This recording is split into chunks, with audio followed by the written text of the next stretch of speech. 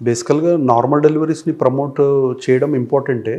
But normal deliveries మనము యూజువల్గా ఈ ఆక్సిజన్ అందక ప్రాబ్లం అవ్వడం చాలా వరకు అయితే ఎక్కువ నార్మల్ ఎందుకంటే డెలివరీస్లోనే పెయిన్స్ కోసం వెయిట్ చేస్తారు, నార్మల్ డెలివరీ అవ్వడం కోసం వెయిట్ చేస్తారు. ఈ ప్రాసెస్లో ఏం జరుగుతుంది అనేది కంటిన్యూస్ మానిటరింగ్ ఉండాలి. చైల్డ్ స్పెషలిస్ట్ ఉండాలి, గైనకాలజిస్ట్ ఉండాలి, వాళ్ళ టీం అంతా కూడా చాలా అలర్ట్గా ఉండాలి.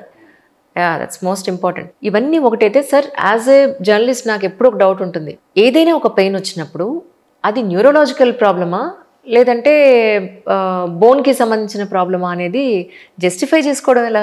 సో ఈ పెయిన్ అనేది మనం ఒక స్పెసిఫిక్ ఏరియాని బట్టి, పేషెంట్ ఎక్కడ చెప్తున్నాడు అనేది బట్టి, సో జాయింట్స్ దగ్గర స్పెసిఫిక్గా చెప్పగలిగితే సో అది మనము ఆర్థోపెడిక్ ప్రాబ్లం కానీ ఇట్లా చెప్పగలుగుతాం, రొమటాలజికల్ ప్రాబ్లం కానీ.